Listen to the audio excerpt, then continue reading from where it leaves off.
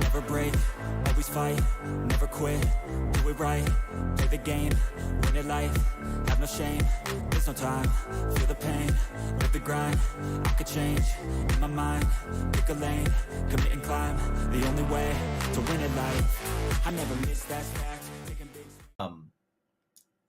I really think that there's been a sorely missed opportunity for developers to take a step back from competition and take a step forward with community. And if they do that, I think we all win, because community, I would argue, is the one thing that no one's trying to solve. We're trying to solve recruitment. We're trying to solve competition. Tell me, where's community? Honestly, any one of you, go ahead. Shout out what's the national community for Scholastic right now.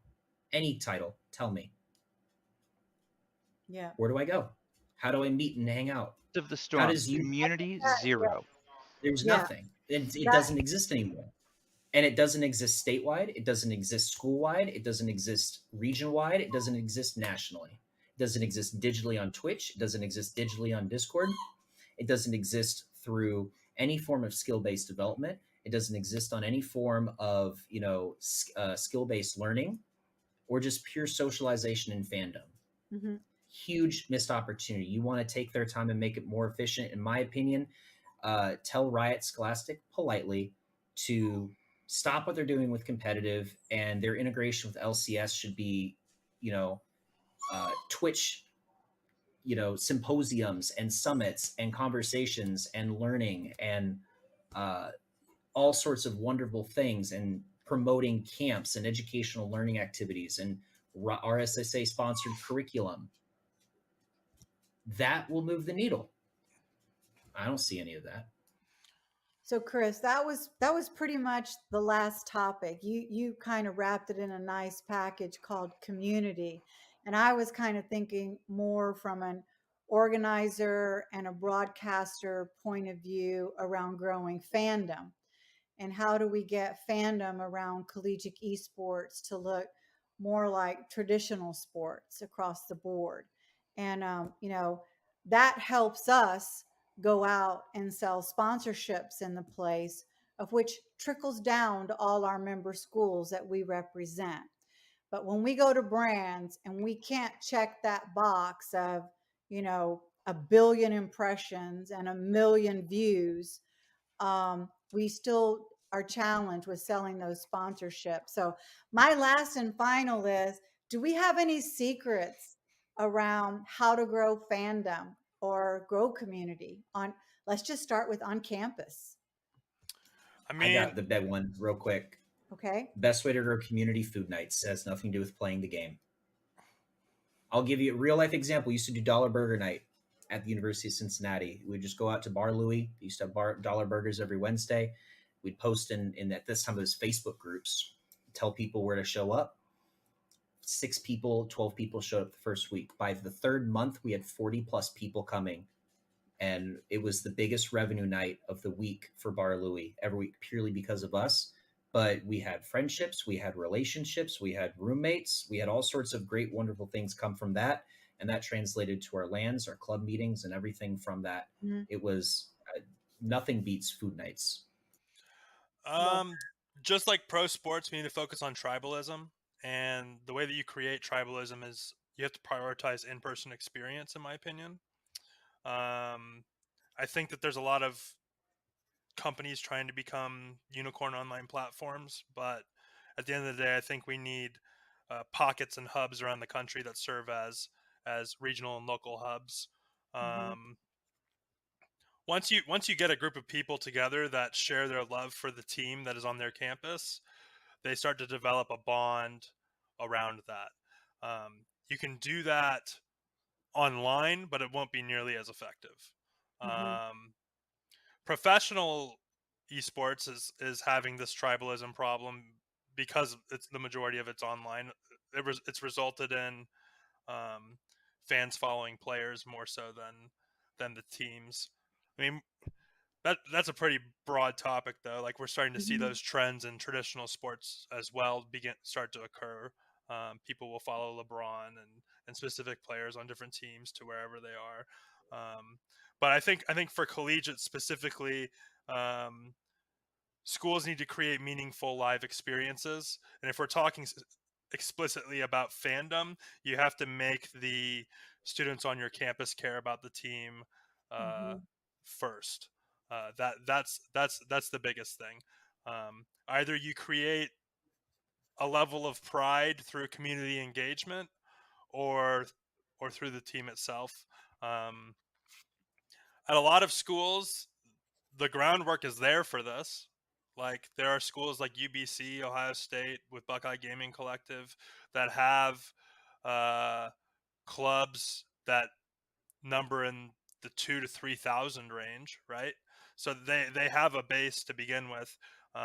At a school like Maryville, like, we kind of developed it the opposite way. When I came in and started building our esports program, we had 3 kids in our esports club, and so we've kind of built the team, and then the club has followed, which is kind of the opposite for a lot of schools. But um, I think that we have to develop tribalism, and that starts with meaningful live events. And the more that these events, the longer that these events continue to be like only online, the Mhm. less effective it is in creating Mhm. that final goal. Agreed. Doc, you wrap it up for us, please. I would just say this: clubs ebb and flow based on their leadership. But if all students, all clubs, all groups are given regular and meaningful invitations to come in, use the space, create what you want out of this, then it will continue to thrive despite the change in leadership. I can just imagine that that Cincy student group with Chris heavy in the leadership there just being amazing. But there's not always someone with his skill set um, at the helm. So you just need to be open and look for opportunities to serve, even though it can be more difficult, especially in the scheduling of the space. I know a lot of people that don't like anybody else but the players they're recruited to use their space. As much as we can, if we want to build community, we have to open the space to Mhm. people that we wouldn't normally see in there and let them do the types of things that they want to do. One more thing, so like on a national level, though, if we want to raise the general viewership of all of collegiate esports and not just different pockets, um, that's a hard one, because people watch esports to see people do stuff that they're better than them at, Mhm. right? So naturally, at the collegiate level, we're going to be at a lower level than pro. So it's hard to get people to watch for that reason. But what we can sell are narratives and storylines, matchup histories. And as we start to build a longer history of collegiate esports, I Mhm. actually truly believe that some of the CLOL storylines are more rich than what exists in Academy 100%. and the LCS. Mhm. But no one's Yeah. really covering it. No one's really drilling down into it. No one's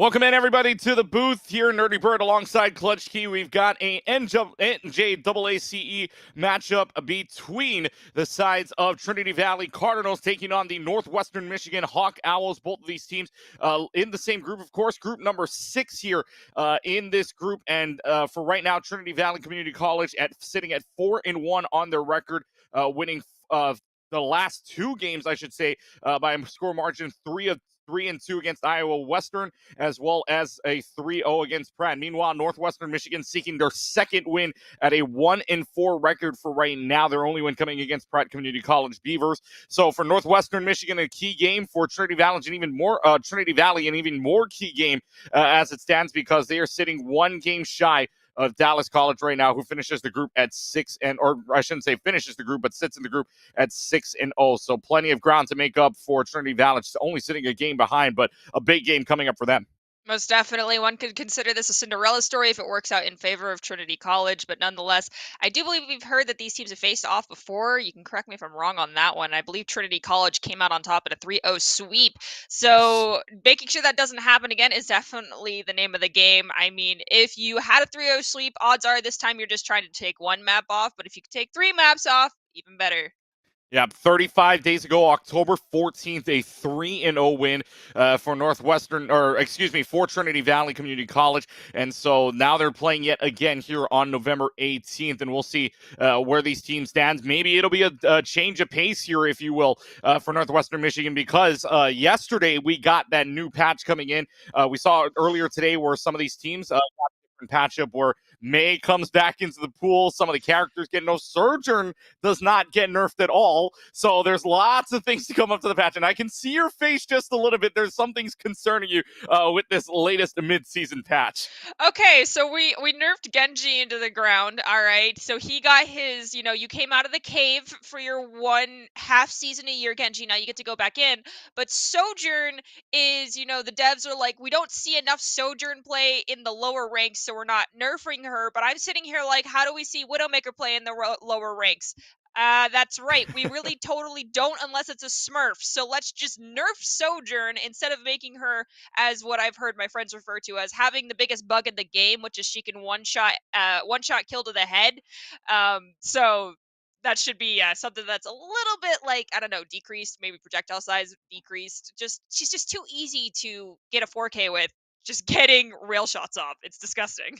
Yeah, it's just there's a lot to be said here, and I know there are criticisms going all around, and well, with the ever so lasting Twitter that is going on right now. But I mean, there's a lot of stuff going on in the world. But anyways, Nepal first map coming up, and we'll talk about those patch notes here in a little while. In fact, Zarya may not be a thing anymore for right now, at the very least. Although she's still very powerful, but cooldowns increased for her bubbles and the protected barriers as well. Both of them, both barriers just basically getting an increased cooldown and duration decrease as well. But Genji, Sombra, Junkrat all get nerfed.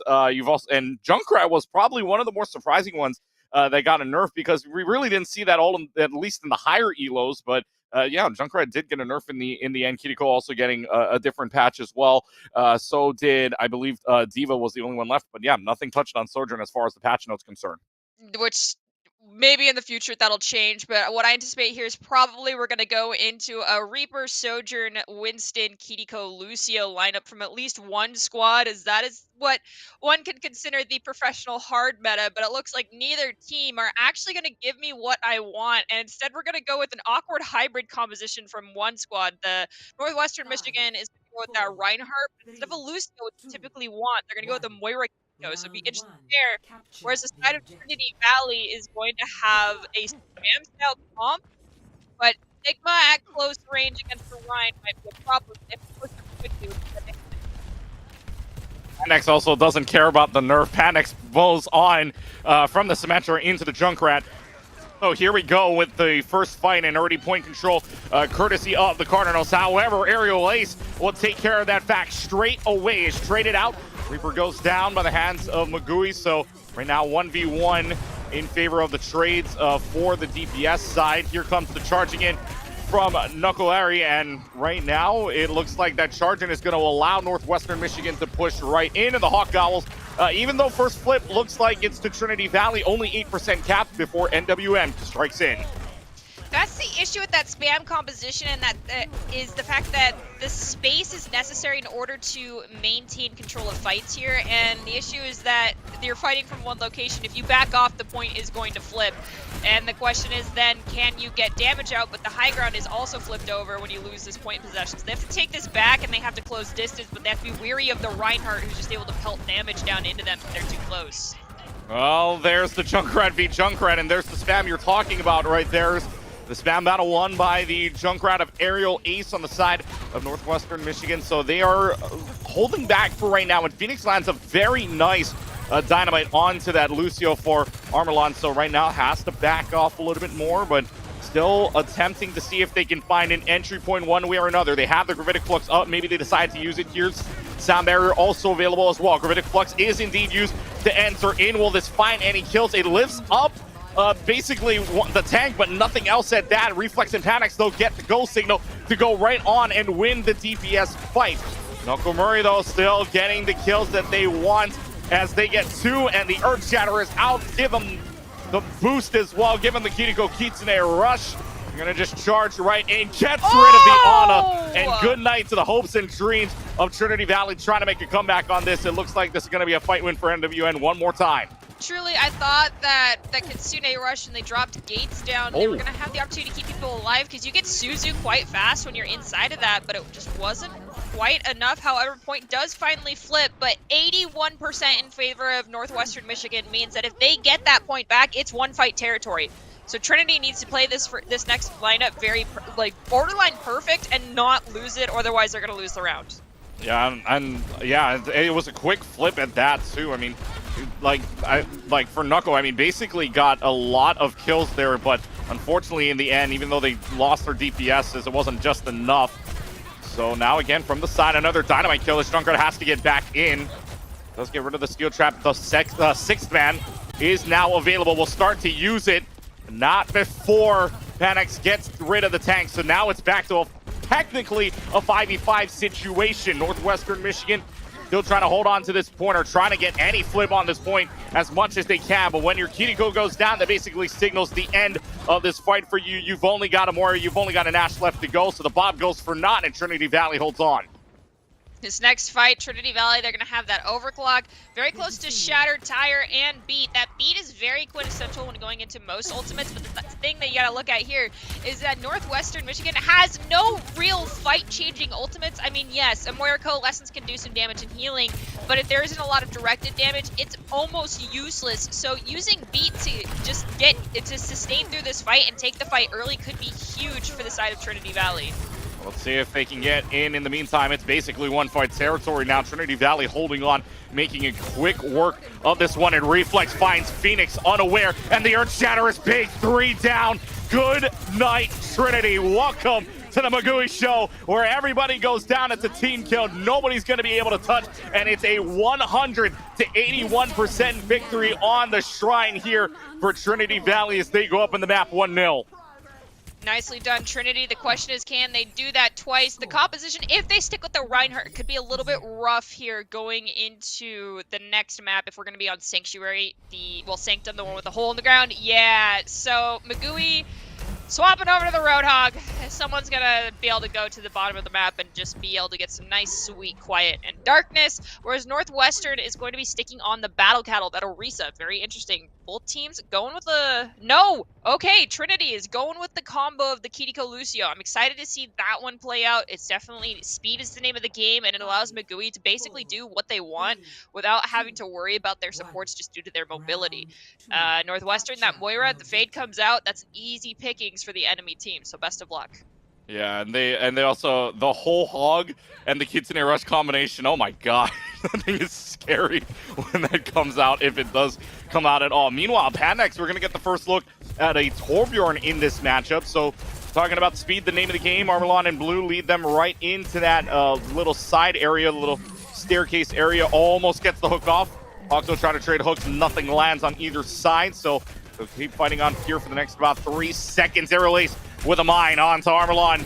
Gets rid of them for right now, and the Roadhog gets knocked off to the map. Thank you very much from Mario Ace. That's 2. Finds a hook for the 3rd, even though Panics gets the trade-off. It's not going to matter. It's the Hawk Owls that get first point here on the Sanctum.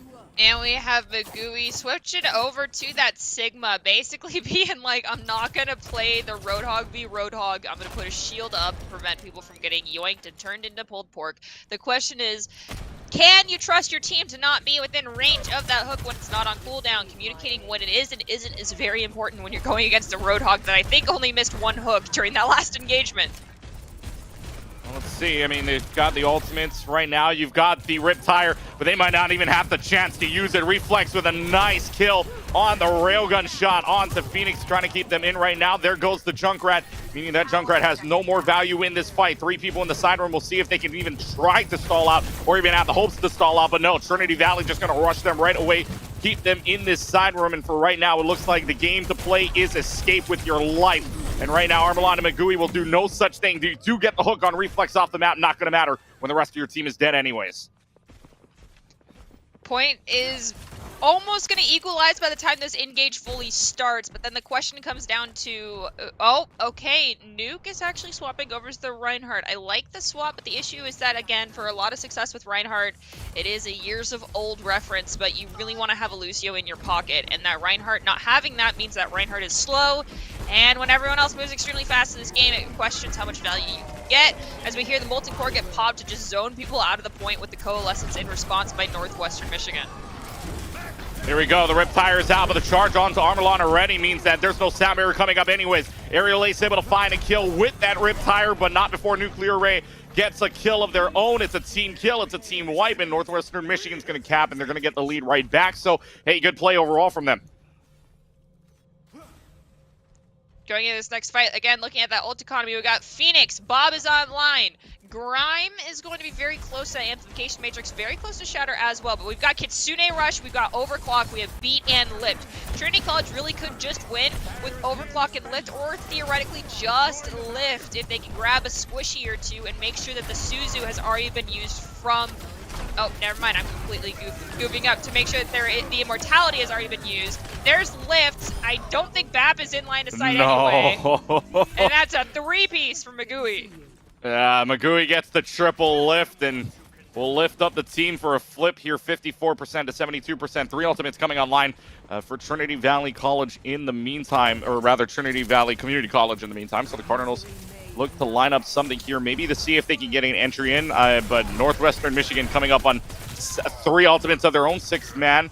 App Matrix also available. The turret's out for 10 seconds here. Nuclear Ray, where are you going? Looking for the flank here, potentially, with the Shatter available. Are you going to be able to land it? No, oh my, I thought it got stunned out for a second there. I thought their Shatter got stunned out, but we'll avert from using it for right now. Immortality Field is gone for MF Grind, so right now, Nuclear Ray's just going to go right onto the point, and Northwestern Michigan is going to be able to flip this in the meanwhile, so that rotation works out in their favor. They do get rid of Pandex in the meanwhile. The Shatter is out, and the Shatter goes for nothing. The Shatter absolutely nada, because it gets knocked away from that in the meantime, so the staircase blocks it all. And for right now, Northwestern Michigan's got a fight that they cannot win, so TVCC are going to be in the driver's seat. That whiff on the Shatter was real unfortunate for Nuclear Array. Sometimes it happens. I really enjoyed seeing how we had Grime and Blue both respond to one another's ults using Kitsune Rush and Window. They basically nullify each other, but not enough time to reach the point, and that means Trinity Valley wins. Wow, not enough time to reach the point at all. And so Trinity Valley, the team right now that is 1-4, or rather the team that is 4-1, sitting right behind Dallas College, off to a wonderful start, although close as it was. Trinity Valley Community College winning the poll 2-0 here. Play of the game coming from Aerial Ace, who did a phenomenal job on that Junkrat while they had it. So the Junkrat making do with a lot of work, especially with some of those early picks going on there. So Nepal is theirs to keep on both the Shrine and the Sanctum. And loser picks here in this conference. So for Hawk Owls right now, for Northwestern Michigan, I mean, the next map coming up is Hybrid. What do you take at this point if you want to have a chance against this team? Because there were some highlights going on there, especially coming towards maybe the first half of that fight. Okay, so truly my question to you is, when we're discussing hybrid maps and it's a map 2, is there really any other map than Kings Row? I have requested in so many broadcasts. Oh, I think the next map is actually Push. So Oh, next map is Push. Okay, so sorry about that. I mixed up the order. I get to avoid the suffering of having to watch Kings for Row one more second. map, because Hybrid is the third map. My apologies. I got them mixed up. So right now it is Push coming up here. I get roughly, 8 minutes of breathing room because we're most likely going to see Kings Row. I have begged so many teams to throw a wrench out there. Be creative. Pick something else. I mean, there is some new hybrid maps. The audio is really wonky on some of them, and it makes it very painful to play on them for some players, and I totally understand that, so you kind of want to dodge the Overwatch 2 hybrid maps. But please, don't just pick Kings Row. Well, you get to avert that for a couple of minutes because we do still have to go through push. Although some people would agree, I believe the Adlersbrunn when that came out, the lighting effects were very bright. I should Zarya say. was like a neon star on Adlersbrunn, but Paraiso, as well as I want to say it's the one that with the fire truck. I always forget the name. Midtown. The audio in 0.3 for both of them, like the audio reflection is really strange, and players have a hard time telling where anything is coming from because everything's stacking on top of itself just due to the way that the audio system is working in those areas. It hasn't been fixed yet. I think before the next balance comes out, they should fix that because it literally makes the game unplayable for some people because they rely so heavily on audio cues. So if anyone is familiar with those issues, I highly advise you dodge those maps and go with some classic Overwatch. But classic Overwatch means King's Row for map 3. But we can I'm saying Grand Central Station is such a nice place that but everything is so loud, both literally and in Overwatch. But I mean, we got push next, so we get what? We get New Queen Street. Coliseo is an option, as well as there's one other one that as well as Esperanza. Yeah, I like all three. Coliseo, a little bit rough for the Rhine v Rhine in the middle because it kind of turns into a stalemate. And if you're looking to your main tanks to really set the play style and set the tempo control for a match, don't go Coliseo if you both want to go on Reinhardt and you anticipate the Rhine mirror matchup, because that's going to rely on people taking the proper angles and always 100% focusing down the same people immediately. And it's a little bit rough. If you want a little bit more freedom to have people take angles and things of that nature without having to go on a full-blown flank, without having LOS of your supports, do Esperanza. That's my suggestion. I think Esperanza is a very nice map to just to play on in general. But I mean, you've seen a lot of the teams in Overwatch League choosing to go to Coliseo because of those long sight lines with the Sojourn, and we saw the Sojourn earlier on. I believe it was for Northwestern Michigan, who have the map pick here, and we will see. But in the end, it is the new map coming up here. Esperanza will be the next map choice for the side of Northwestern Michigan. They'll choose sides here in a little while coming up. Also, a quick note for subs for the Hawk Owls. Carp is in for MF Grind, so a new substitution there on the line of the support side. So, I mean, side swap, really doesn't matter too much, especially on push, so they could stay the same way that they are right now. It really would only come down to Hybrid and Escort on which side they want to pick. But for right now, Trinity Valley College basically looking to go up 2-0. Meanwhile, Hawk Owls would need this win to keep something alive here, especially going 1-1 would be a big thing for them after losing 2-0 on Nepal. So, I mean, Esperanza next map coming up. I mean, we can talk about this map a lot. Newest map here on the Overwatch 2 scene. Didn't see this on beta or when it first came out on Overwatch 2 side because it was only New Queen Street and Coliseo that we saw, but now we get a new look at Esperanza. I mean, okay, so you mentioned the importance here of Northwestern getting this one in their favor, possibly pushing it to the 1-1 scoreline. But it's important to remember that there still is that third map where they can start to swing things back in their favor. It's not the easiest thing to do, but I mean, if push is not your main squeeze, to be blunt, not a lot of people enjoy this map mode. It's almost like Assault 2.0. You can always rely on that hybrid, but right now, to put things back in your favor, it would be great to see Northwestern actually tie things up here. They actually went with the Diva play here, so possibly seeing some counter dive opportunities for them. Just relying on Diva to do that, though, can be rough. Yeah, and when your Bastion goes down, that's a lot of your damage gone and dusted here. For Northwestern Michigan, it's not looking great, especially when this Mercy's being chased down to the depths of hell. They've got the kills they want. It's a quick cleanup here, and right away as the robot gets unlocked, Trinity Valley off to a great start, already getting some pushes off, but that dive working in their favor. I mean, Winston's the meta when you look at at the higher level echelons of gameplay, to looking at you Overwatch League, but Pandex going with that Genji, a little bit interesting. I mean, true Genji mains will say he wasn't totally nerfed to the ground and you force him no matter what. Reflex going on the Tracer, quite the interesting pick just because of the way that the game has gone. The Tracer can just be more of just an annoyance character rather than the playmaker, but sticking with that Ana from Trinity Valley, I'm shocked it's been working out as heavily as it has been, considering how Ana is not really in the meta mix as heavily as some of the other supports. Here comes the dive right in. Magui's in the back line. Meanwhile, same thing could be said for Nuclear Ray, who's in a lot of trouble. They are able to get Pandix out. That's some great healing coming up from Northwestern Michigan to keep this Reinhardt alive and well. They get rid of Blue, which means the only healer you've got left is this Lucio, who is running away for their life, trying to just stay up, trying to keep the Winston alive. It will not work in their favor. They pop the rally here, even with only the Lucio left to go. I mean, just to get the shield down maybe, but it is their fight win here for the Hawk Owls. The question is, was that rally really necessary? Because remember that the armor will come off very quickly after the entire rally has expired. I mean, you get it now, yes, but could you have utilized that during an actual, like, right before a team fight? Yeah, that might be the difference here coming up, because there is a nano boost, there is a blade coming up. Trinity Valley's actually got every all possible. Pulse. There's the pulse bomb out, that gets 2. Immortality field isn't existing, and now this Bastion's in a whole lot of trouble. The rest of the back line starting to fall, even if Panic does go down. It's a 3-1 trade for right now, and this Trace is in a whole lot of trouble, but it doesn't matter when the rest of your team just follows up with you. 1 pulse bomb, 1 Primal Rage is all that makes the difference as Trinity Valley flips it back. I mean, okay, so Trinity Valley is playing to the name of the game here of Overwatch. That is speed and tempo control. Granted, yeah, the Ana not so much, but that Ana doesn't need to worry about anybody but Phoenix, and I have not seen Phoenix egress onto Blue, I think, once in this entire map thus far. Ana doesn't need to worry about getting dove out so long as their positioning's okay. They're in charge of pushing the same bot, pushing the bot, and they're getting it to stay far back.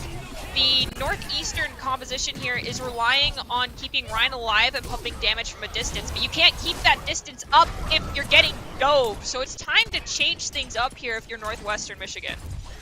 Yeah, and this Reinhardt might be sent to spawn to make that decision here in a little while, but gets healed back up. Blue does take Phoenix down in the back line. So, I mean, hey, that's a fight. That's a fight win potentially if you're able to come back fast enough. And that Prime does have the artillery form ready to go should they need it, but not even going to get a chance to use it. Reflex says goodbye for that chance. Phoenix uses the Death Blossom, but to no avail. No kills popping up, and that kill feed for it. Crow's falling, Maracross falling oh so low there. Falls down to the hands of the Bionade assist there, and Reflex again just causing so much trouble in this backline. Right now, Northwestern Michigan can't even try to get a point here. They got to find a way to flip this all the way back. They got to find a way to prevent a cleanup here. There's a stick on the pulse bomb from Reflex as he dashes away, and MF Prime just not having a great time whatsoever here on the DPS end, just trying to make sure that they've got any space possible. Trinity Valley does back up for right now as Magui does go down, but still 114 meters. That is tough to come back from. I can't argue with that. Kind of what the statistic that's been shown is that 80% of the time, if you win the first fight here on push, you're going to win the entire map. So the snowball effect still applies here, and it basically means it comes down to one fight, and it's the first fight that happened almost 4 minutes ago now. With that being said, I'm still looking at Northwestern's comp. They've changed one thing, and that's the Echo. I'm really wanting to see this Brigida swap out in favor of a Lucio to help that Reinhardt, or even going with the Kiriko Baptiste. It's not the most dynamic combo, but it can definitely help. Brigida does not offer the same amount of value that she used to in Overwatch 1, considering stuns don't exist anymore. I mean, yes, if you want to have your shield up to prevent a rock, that's fine, but your shield bash does not stun. It will not stop a Genji in the middle of a blade. You can use your flail to gain a couple of, meters of space to save yourself, but it's not going to do as much as it used to. Bash is more of a movement ability. Brigida has been nerfed into the ground intentionally. Will we see swaps? We've seen one. That's the Winston. I'm here for it. Now we have the Drunkard pick as well as we pull out the Rally. And we're unfortunately going to lose our Kiriko because I think they used Suzu too soon. Yeah, Suzu gets used way too soon. Panix is able to run rampant, run free here with that blade. And you're talking about swaps here. Maybe we will see the swap for the Brigida as they come back online. No, Brigida stays online here for Northwestern Michigan, but they're going to just change in desperation mode here coming into the final 10 meters of the map. Gravitic Flux is out. See if this finds any kills. It will not, but meanwhile, again, Cal's not having the best time at all. Reflex gets a 3K. Looking for more. That's a team kill. They'll complete the map here on Esports. So 142 Reflex, meters. no There BM. is no chance here for for Northwestern Michigan to make a comeback. TVCC on the way to a sweep. They're up 2-0. I really want Northwestern Michigan to understand the importance of playing the rock, paper, scissors game when it comes to Overwatch. And that is counterplay. And I understand wanting to go with either comfort picks or heroes that you understand more than the newer ones. That is fine. But the issue comes into the play there, that is, are you going to be playing this hero at a level that is capable of countering your own counter? And if you're not, then you need to become a little bit more of a meta slave. And yes, while the side of Trinity Valley Community College is not playing entirely meta, they're still forcing more meta picks than the other side, and they're not getting countered for it. I don't see a lot of counterplay happening. If you're playing Deathball composition and you're getting dove out, don't go spam because you're just going to get dove out because you're having issues with tempo and spacing control. Go dive v dive. Play the counterplay. Play just counter dive. Go after this Ana who's literally had no pressure this entire game. Yeah, that Ana just had so much space to roam, right, and so much space to play with. Had a nano boost, I believe, 2 or 3 times that game as well. I mean, maybe even twice, just because of the way that they were pushing and didn't even really have a chance. I mean, the final scoreline there, they only got, I believe, 13 or 18 meters from looking back at it, but 142 meters, a long way to push still. And yet they were able to complete that with, I believe, over 2 minutes left on the clock. So a great job there by the Cardinals, able to win, like you said, the rock, paper, scissors, and winning and making sure that 80% stat line keeps on going. But the next map is hybrid, and we talked about this a couple of minutes ago. And guess what the next map is going to be? It is going to be Kings Row. Sorry, it's not going to change. I think we lost Nerdy Bird. Okay, so hear me out. I understand the necessity to pick the Kings Row because this was coming out from Michigan's side. It's not Trinity Valley that gets to pick this. You are comfortable on this map. I get that. But here's my 2 cents on that. So is the other team. So is every other team that has ever competed in Overwatch. It is called Scrims Row for a reason. If you really want to start creating these reverse sweep opportunities, which teams that are in the position of Michigan right now, which have been struggling for the season, have been consecutively having to go to a third game and hope and pray that they can start the reverse sweep, you need to get creative. You need to stop picking the standard pick of Kings Row. You need to start practicing a different map, practicing a different composition, and running with something that will be unpredictable and not be something that a lot of teams are easily prepared for. But instead, we're going to go Kings Row. We're going to see probably what is the most perfected map in the world of Overwatch thus far, that has the most perfected compositions as well as fight engages and locations out of any map here in Overwatch, whether it be collegiate or the professional scene, just because of how frequently we see it. Yeah, and it's just the way that this is being set up right now. I mean, you're right.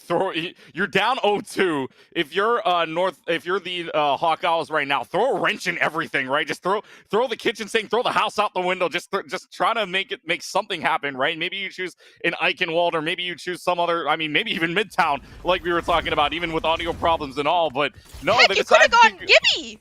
Yeah, you could. I mean, you could have gone anything else, oh, but wait, no, the push.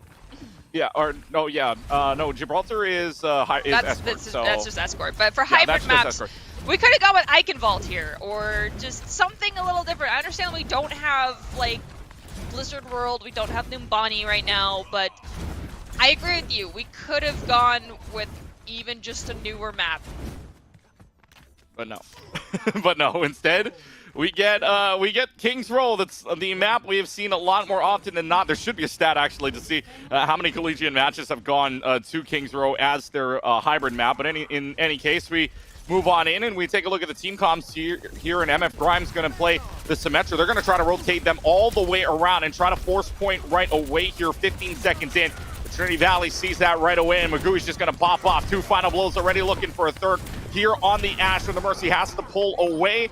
And that is looking good for the side of Trinity Valley right now as they play cleanup. Panic slashing away for a 3K. That's a quick fight here for the Cardinals to win.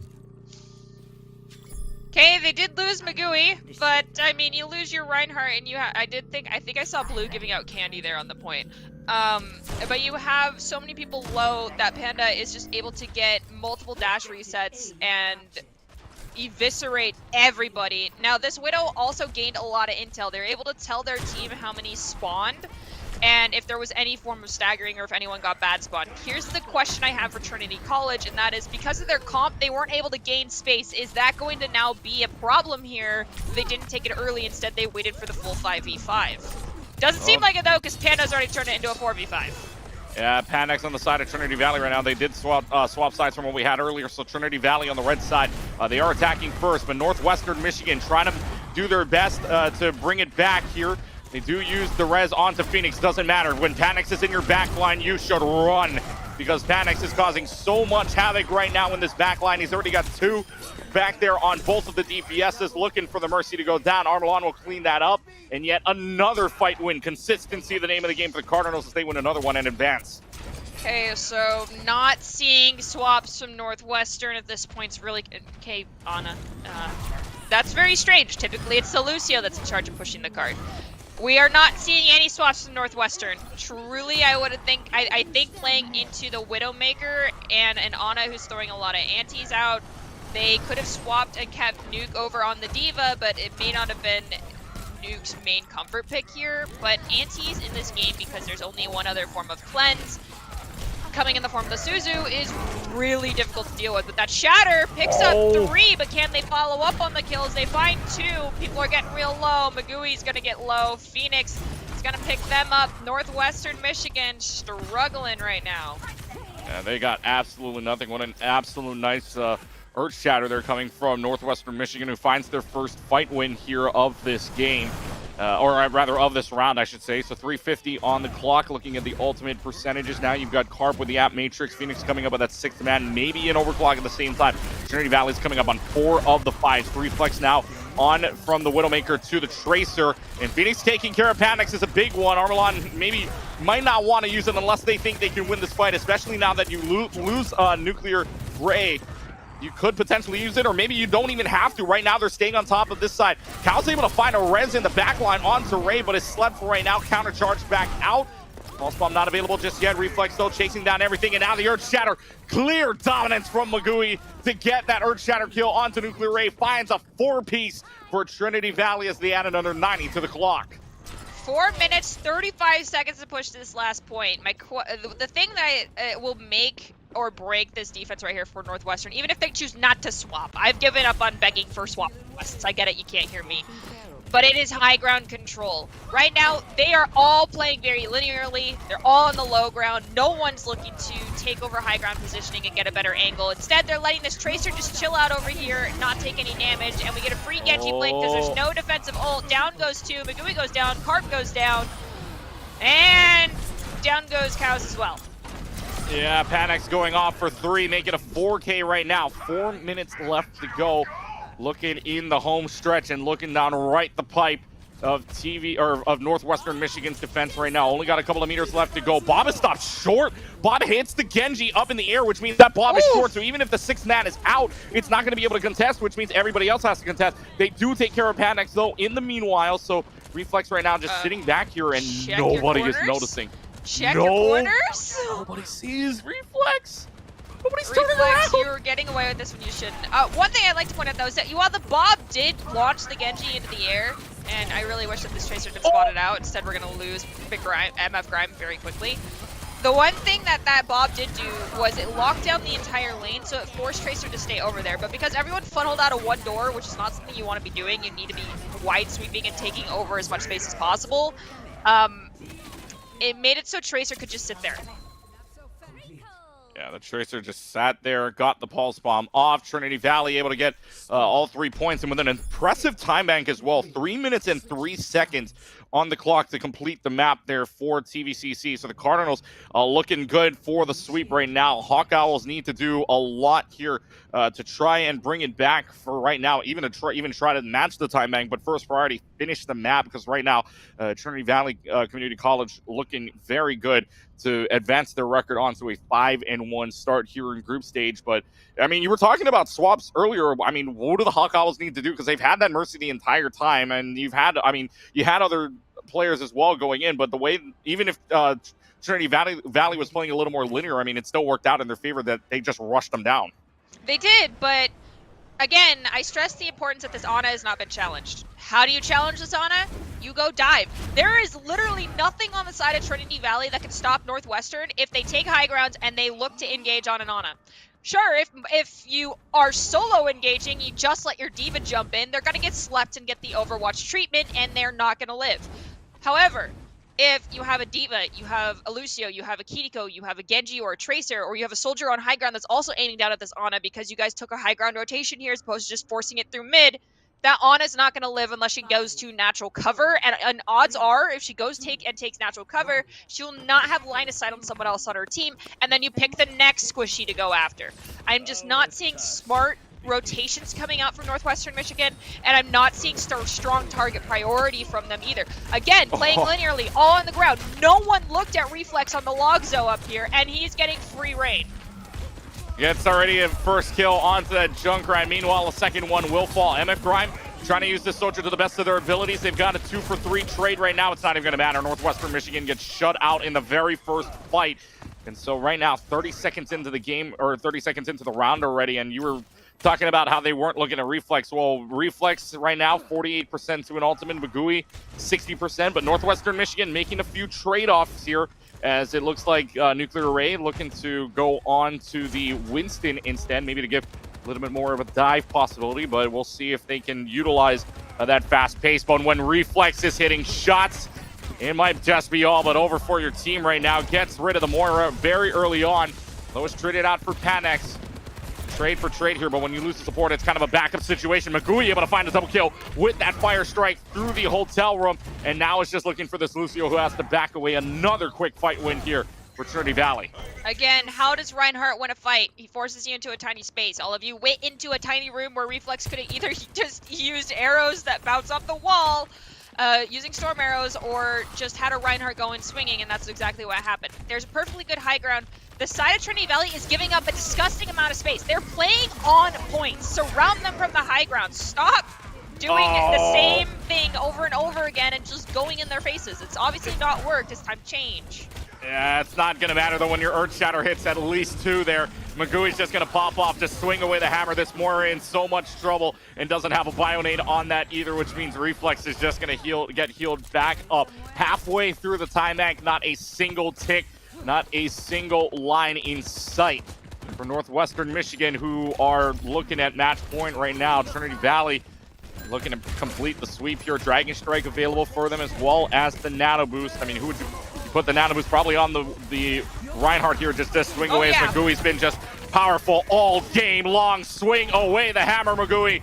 Got everything going for you. Why not keep it going? Nuclear Ray, though, in the backline, and you finally challenge the Ana, which you were talking about. That gets rid of Blue. Yes! So now with the possibility where Northwestern Michigan is back in this game. Sound barrier knocked away for a little while, which means the only person that gets that sound barrier is Armelon. A great play there by Nuclear Ray and Carp, and a combination play. The sound barrier goes for nothing, and the Hawk Owls are going to get the point. Okay, do that again. Also, Nuke, credit where credit is due. You got insanely low and you disengaged, recognizing you had just enough time to get off the point, grab a mini pack, and in that amount of time get your primal without having to do really anything, and then hop back in with the primal rage. That discipline, that tempo control, absolutely quintessential. Now do it again. Now, Reflex hit the shot early on, so MF Grime tried the flank, and they can't try it again for right now. I mean, they've got to wait a couple of seconds if they want the soldier back in. But 3 minutes and 10 seconds left to go. They do get the payload, and this is their first map point. Oh, God, Reflex. Look at Reflex Panda. is hitting shots. Reflex is on. We need to know what Reflex is drank in between breaks right now, because that Hanzo is just popping off, and domes are coming off of heads right now. The Winston will dive right in. Dragon Strike's not used just yet. The Earth Shatter is out. Gets down the Winston with a sound barrier there from Carp to counter it. So right now, again, the overclock is out at the same time. Magui's just going to charge right into Nuclear Ray. When you lose the Winston, you start to lose the fight. That's the signal here. They're going to go ahead and run away. The Riptire's out. Gets 2. Both of the DPS is gone. Reflex has yet to use this Dragon Strike. That might cost them here in this fight, as the runaway game works out in the favor of Northwestern Michigan. Another backup scenario where you got to go back, rewind just a little bit, and that's exactly what Northwestern Michigan forces. Okay, so Northwestern Michigan's now pulled out the battle cattle. I'm all here for the Orisa gameplay. As the tank in my heart is very selfish, the Orisa is a very selfish tank. The issue is, are you showing all your cards at once? We use Spear Spin, we use Javelin. Fortify's also been forced. There's everything on that Orisa. Used Reinhardt, run him like a book, came in, shattered, gets a triple. Oh my God, Magui just pops off. Dragon Strike early on, gets 1. Armelon 2, Magui 2. It's a team wipe here as the Hawk Owls Just cannot find an answer right now. 1 minute and 46 seconds on the clock. No ultimates online for Northwestern Michigan. None online for Trinity Valley, although you're coming up with a sound barrier coming in a little while here in about 5%, so you're probably going to get this for the next fight. Carb's still 30% away from it, and the only thing you've got going for you, maybe a tactical advisor, maybe even, and also you're going to have a coalescence coming up at the same time. So 2-1 in favor right now. But again, Reflex, how many times have we seen Reflex get the opening pick on a headshot? I mean, this is insane the way this Hanzo is playing right now. Got to go back in the bot and count it at this point, especially on this map. Coalescence pulled out early on for Cows to maybe make this push here and keep this game alive. But when Panix gets another kill onto MF Grind, sounds trouble here. No tactical visor available either. Cows and this Lucio of Carp in a lot of trouble. And right now, Northwestern Michigan sitting with a minute left. Okay, the answer is to respond to Reflex's just absolute logzo, is respect him, and also stop going through Archway. Go to the right of your spawn, go to the high ground, hack all the way through it, and come down the alley that's behind this Reinhardt on their right-hand side. Like, come on! Oh boy, well, free reign.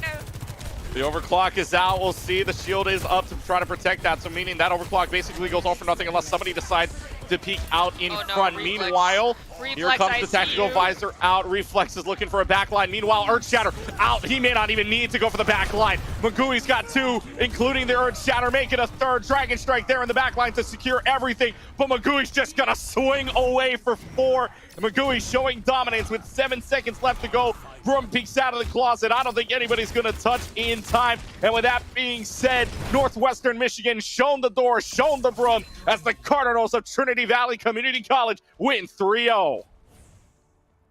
Reflex definitely showed a lot of discipline and patience in that game. I mean, Magui, yes, of course you're going to play the game. You had some wicked shatters, and you had some disgusting multi-kills. Of course, I'm using these negative terms in a positive light. I'm not insulting you. They were absolutely gorgeous. But with that being said, I'd like to point out that this Hanzo took the time to get out of the fight and walk around knowing that he had faith and trust in his teammates to take care of what was happening and sustain while he wasn't there, to drop a dragon that would either A, zone people or eliminate people as they were forced back into a linear pathway by the Reinhardt. So that sort of discipline is really huge. Also holding strong angles and being patient with peeking those angles from that Hanzo. I love to see it. You hate to play against it, but you got to learn how to play around it. And at the end of the day, the adaptation for Michigan just did not happen soon enough. All right, well, yeah, I mean, in the end, though, there's a reason why Trinity Valley got that earlier sweep on October 14th, and yet again, history repeats itself from 35 days ago. The Cardinals able to win on a sweep back on Nepal 2-0, on Push, a complete map on Esperanza, and on Kings Row winning the final map there 3-1. We will take a short break. We'll see if we can get an interview in before we wrap things up here. And again, final score 3-0. We'll be right back.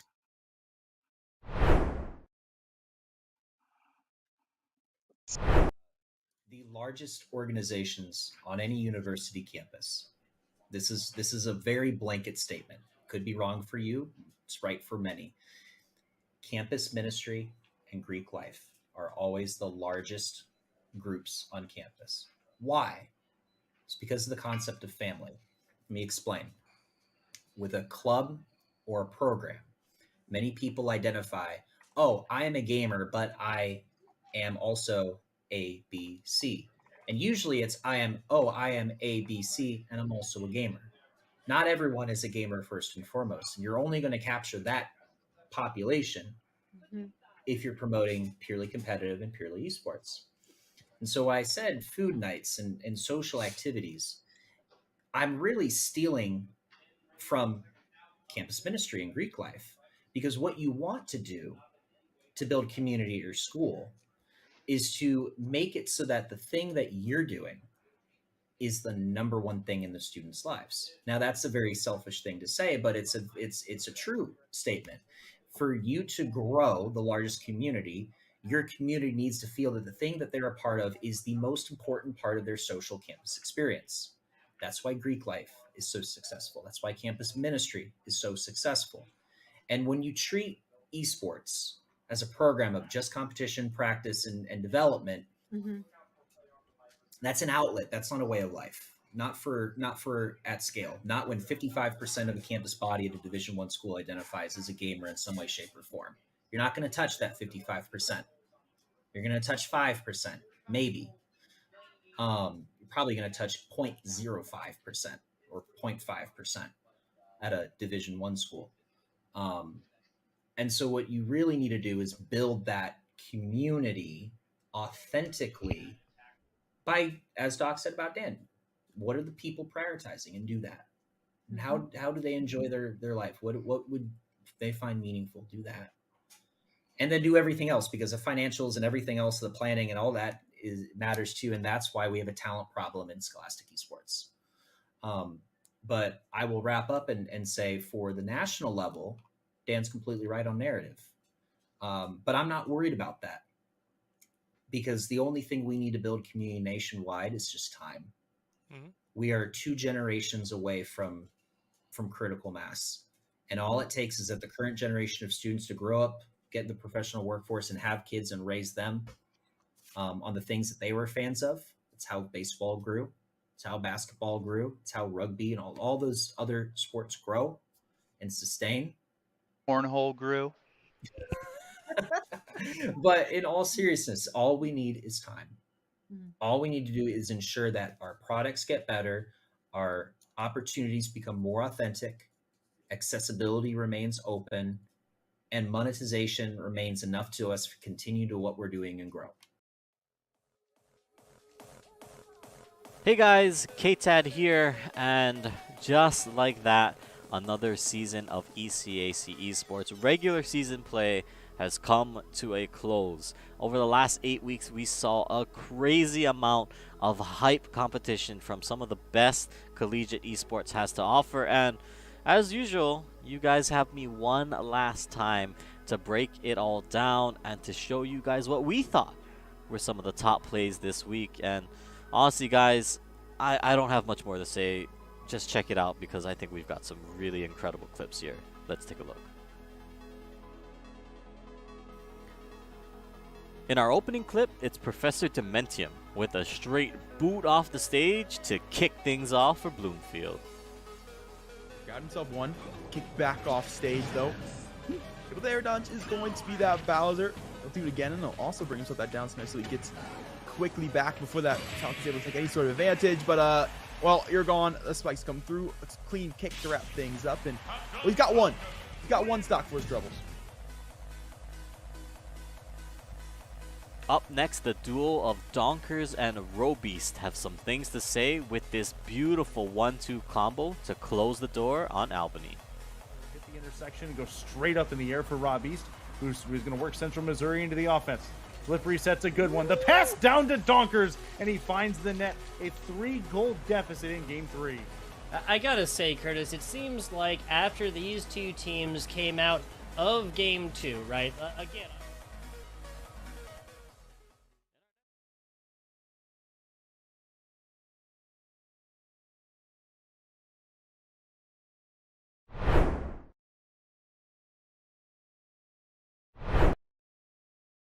Welcome back inside of the booth, everybody. Clutch Key alongside Nerdy Bird here, and joining us inside of the booth, we have from the winning team of Trinity Valley Community College. It is Magui who joins us here inside of the booth. And Magui, a great job from you and your team, going 3-0 in that game, and now advancing on to a 5-1 record, sitting 1 game behind Dallas. How does that make you guys feel? Honestly, we're all pretty hyped. Like, we do our best, like, in practice. It's just a lot, like, to take in, honestly, with how our season ended last semester. It was not as good as we were this semester, so we're just pretty hyped. Okay, so my question for you is, you guys didn't really seem to be running quite the meta composition. Are you guys more of a team that says, well, to be blunt, screw the meta and play to your own strengths, or are you prepared to have to actually take on the full meta composition to go against a team that is intending on running it and expects you to run it too in order to counter them? We don't really care about meta. We just do things, honestly. Like, I don't really run Monkey, so I did play him in the push map, but I didn't know what the heck I was doing. So Yeah, I do whatever Blue tells me to do. So Gotcha. Is Blue kind of your captain then, or yeah, your in-game he lead? is. Gotcha. Well, you guys, one of 5 teams, 1 loss overall, going into the rest of the season now. I mean, you still chasing the #1 seed overall in Group number 6, right up alongside Dallas College Richland, who haven't dropped the game just yet. Your only game that you dropped to them are looking forward to the rest of the season when you face off them, trying to get that #1 seed overall. What's going to be the mindset going in for the rest of the season here? Just basically just win. Like honestly, we're just doing our best to do like good, if you know what I mean. And like Mhm. Yeah, I got you. yeah, it's just a lot of communication and stuff. Like a lot of us hang out together, we play together. So our chemistry is really good. Like we feel like our bond can't be broken, honestly. Yeah, and when the bond is not broken, everything is mended, and it looks like everything's working out for you guys in your favor as well. 3-0 game for you guys, and advancing on to a 5-1 record, and a good job in this one. And for you, Magui, we'll let you go now. Thanks for joining us, and good luck with the rest of your season. All right, thank you. And that was Magui in here inside of the booth. Again, another 3-0 win for them. And overall, I mean, again, sitting is only one team out of all the teams here. You got to remember there are 7 groups here made up of 6, so 42 teams overall, and one of 5 teams that only have 1 loss. It's a total of 7 teams overall that have no losses, but still a wonderful job and a wonderful performance for them on the season. Nerdy Bird, thank you very much for your good work here throughout the whole thing, and for another cast with you. I just want to thank everybody on the back line as well, Colton, our producer, as well as Cool Scoots on the observing side. Coming up next, Horizon and Soph bring you right here on Esports U, the ECAC next week of League of Legends as Oakland University takes on Long Island University. For all of us at ESU, we'll see you next time here for some Overwatch, and coming up next, the League of Legends. See you later, everybody.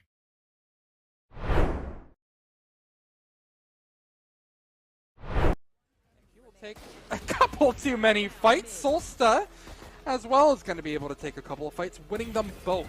It's a 1v3, and Novacorium won't be able to do anything. Johnson, Wales. At number 5, it's Saltonics with this huge flank onto Cole College to secure Temple of Anubis for his team. Right now, it's going to be just destroying it straight up.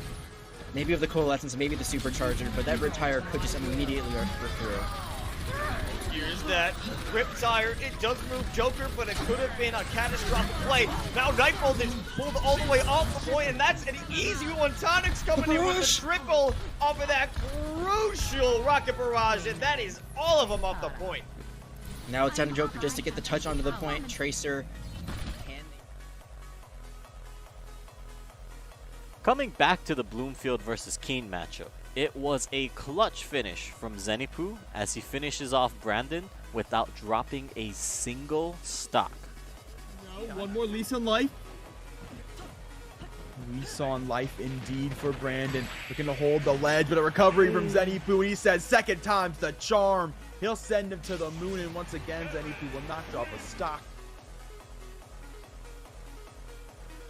Last packing our way into the number 2 spot though, it's a 4K from Butter to cement the lead for Providence College. Back roads around the high ground to try and avoid that as much as possible.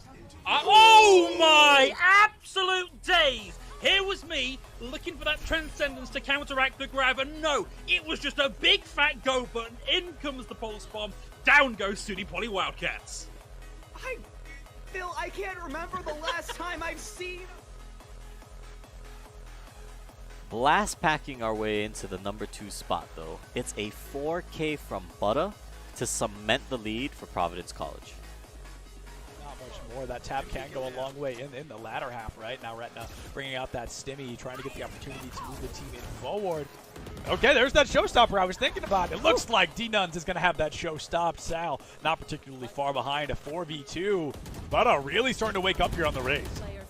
Yeah, wow, so impressive. And 4K there, just going straight through the entire team like a bulldozer. Will not stop until all are taken down. And in our top play from the last week of regular season play, it is a nail biter last second goal that will keep you guessing until the very end. Their own open, a little bit of high pass. You angle it in, but it's just off the top of the goalpost.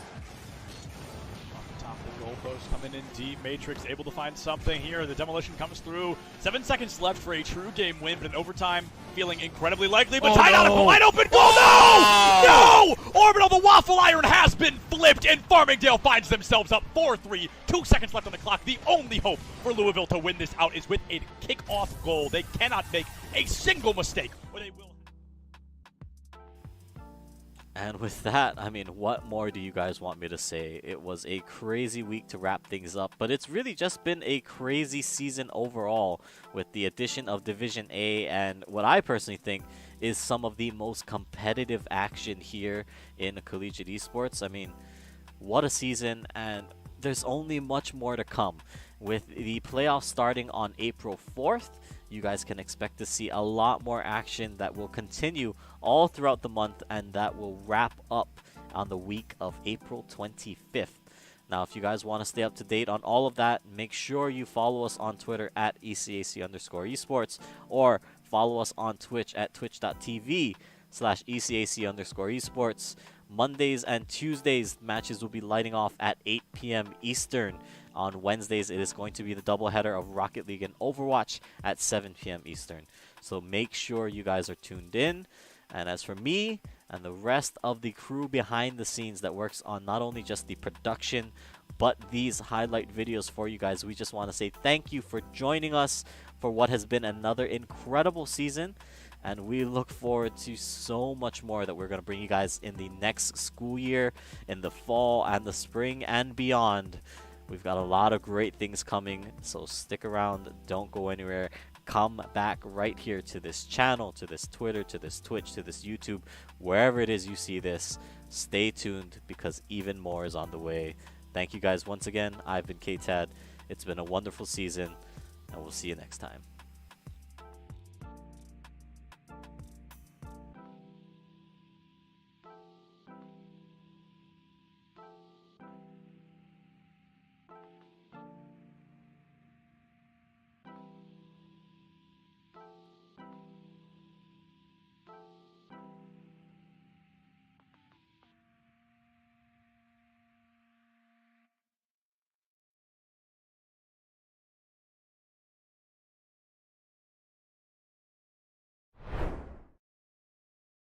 First, can you just tell me a little bit about yourself? Hi, so my name is Caitlin. I'm a part of Farmingdale State College's Esports Club. I am captain of the Valorant Green Team. I am a second semester sophomore at Farmingdale State College, and I'm 19 years old. Okay. Do you like Farmingdale so far? Yeah, it's really great. The program I'm in is very specialized, and it's not offered that often in the East Coast, so it's pretty nice. I enjoy it. And what's your major? My major is aerospace professional pilot degree. Oh, wow. That's really cool.